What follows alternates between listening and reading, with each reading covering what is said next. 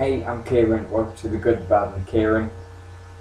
It's cheesy, silly name. Let's do a movie. It's time to try to show you that I review, update, charts. That's basically what I'm doing. This is my first episode.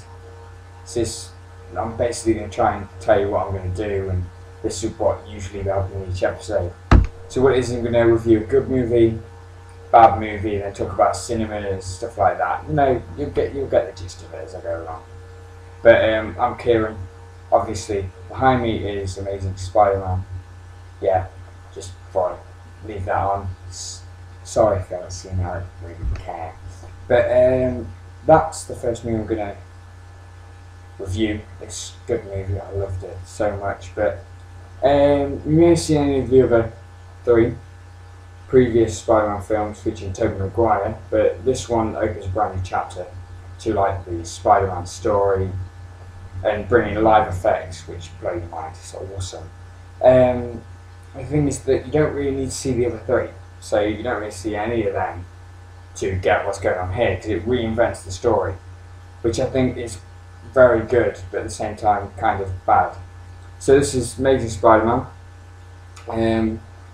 Now, this movie, where do I start? Well, if you haven't seen it yet, it's the same Spider-Man plot with a few major changes.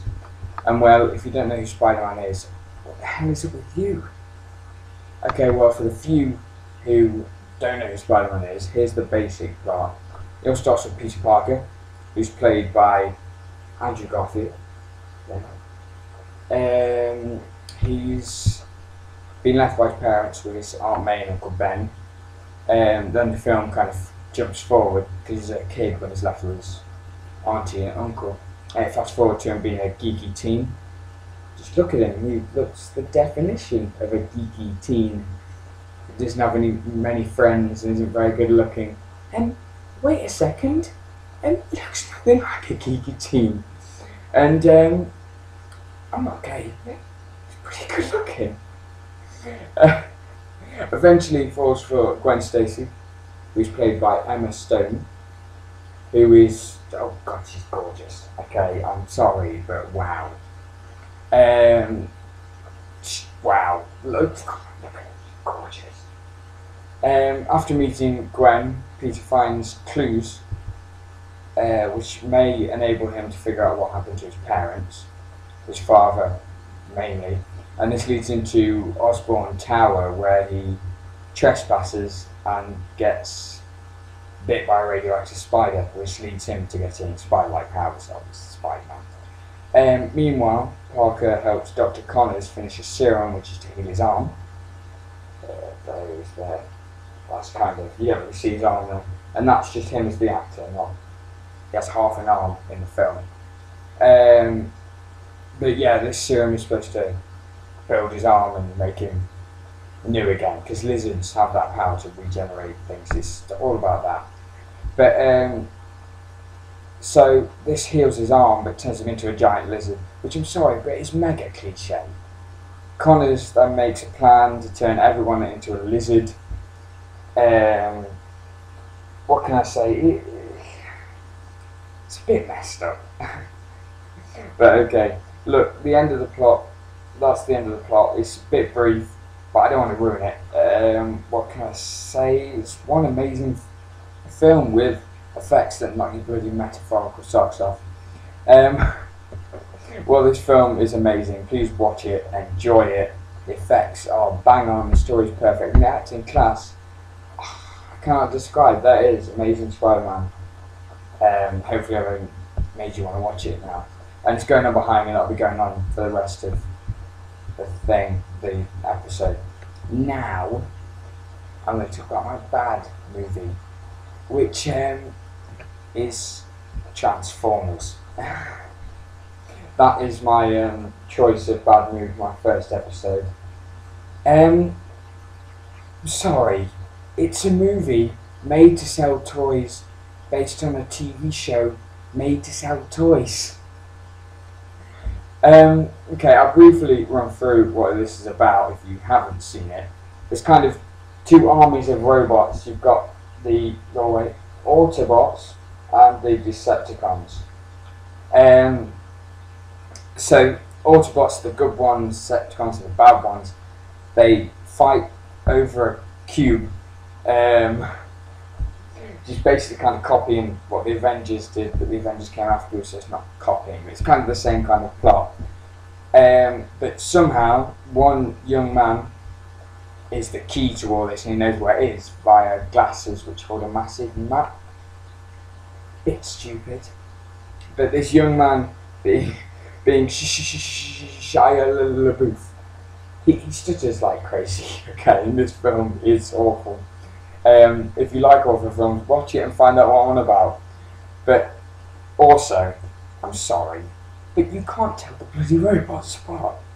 The only ones you know the names of is Optimus Prime, which is the boss, and he's awesome.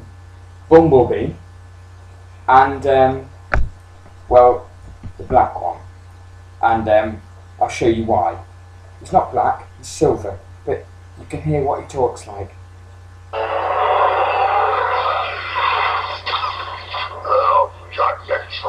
Come here. You want to pay for me? You want to pay now? I want you. There you go. You can see where I was going with that. But yeah. As well as that, the bad guy didn't show up until 2 hours in. I mean, come on. Megatron's this awesome bad guy. 2 hours in? What? But it does have a saviour for this film. It's the recurring corny shots of Megan Fox. Oh yeah. Also, the other thing that makes this film barely watchable is Optimus Prime's voice. It's awesome. Watch the film, you know what I'm on about. Anyway, now I'm going to talk about cinema. I'd just like to explain, I'm from the UK, and towards the end of my shows I will review something that is out in the cinema, and I'll tell you what is coming out, which is awesome. But because I'm from the UK, dates will differ from America, so I may be reviewing something that came out like 6 months ago in America, which is stupid. I don't like that very much, but that could happen. So for my first show, I'm not going to review a movie that came out in the cinema. I'm going to tell you what I can't wait to see this year. Just get any order, because I'm not very good with ordering stuff, because I'll order it and then I'll think of another film and I have to change it all. So it's just in any random order. But my first is Pacific Rim, which is the future, and Earth's been taken over by these monsters, and we need to build robots to fight them. And it's pretty cool sounding story, to be honest. My second film is Iron Man 3. Okay. I've been waiting for a long time for this film. Iron Man isn't my favourite of the Avengers, but he's a pretty awesome superhero. And the trailer, I've recently watched trailer 2, it's amazing, and I cannot wait. Number 3 on my list is Monsters University. Okay, come on. We've been waiting 10 years for this film. I cannot wait. Okay, next is Oblivion with Tom Cruise. Sorry, just a big picture. Looks pretty awesome. It's got Morgan Freeman in it too. It looks like one of them kind of sci-fi films which I'll mega be into. So I'm hoping so. Okay, just in case you haven't guessed so far, I'm massive on superheroes. So, yeah, Wolverine is next on my list. He's great. I do love Wolverine. Next is Man of Steel. It's got to be up there. It's going to be one of the greatest films that come out this year. It's amazing. Next, After Earth. Okay. After Earth, just for the story. I've read up, the story sounds great, but I'm sorry, I have a burning hatred for Jaden Smith. I hate him so much. Okay.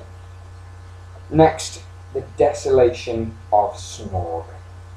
For those who don't know, it's The Hobbit 2, basically. I loved the first one, it was amazing. Okay, second one, I can't wait. Next, Jack the Giant Slayer. Yeah, it says killer there, but it's meant to say Slayer. Stupid, I don't know why.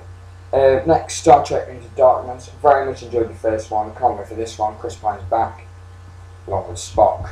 And Mr. Cumberbatch is the bad guy. Ooh, can't wait for that. This sounds pretty amazing, to be honest. Here it is. Olympus Has Fallen. It's got Morgan Freeman in it. Gerald Butler. What it is, these imposters hold the president hostage in the White House, and Gerald Butler has to save him, basically. So it's pretty cool, yeah. Next, G.I. Joe Battalion. I didn't fully enjoy the first one, but this one, I've got my hopes for it. Bruce Willis, you know, The Rock in it. It seems okay, yeah. Next, Epic. I'm sorry, but I cannot wait for this film. The actors, the voices, you've got the Leaf King guy, who's the main guy in the forest. That's Colin Farrell, which is great. Christoph Waltz is the bad guy, who I loved last year in Django so much. But last on my list is this, Catching Fire. I put that up there for the fangirls, basically, but I'm kind of sad to admit it, but I pretty much loved the first one. And the second one, hopefully it stands up to it. The book was great, and yeah, can't wait for it. Okay, so almost at the end of my first episode now, but my final thought, which I'm afraid is a criticism towards the Amazing Spider-Man. Just look at this photo. What's wrong with that? The camera, okay? Who has that kind of camera these days? No one. We all have digital ones. That's my final thought. Okay. Thank you. Subscribe, like. Please tell me what you want me to review. Tell me suggestions. Anything. I'm completely open. Thank you very much. Cheers.